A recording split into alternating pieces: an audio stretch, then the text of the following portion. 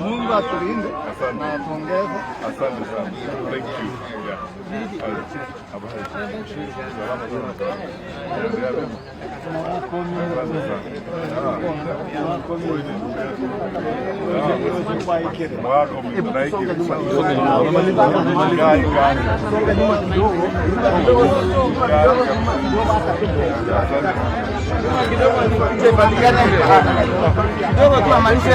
Salimu wasi kwanza.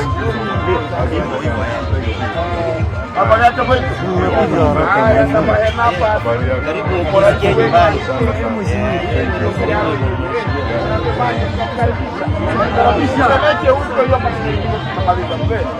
Hao ndio wazee wa jamii ya Wanyabasi.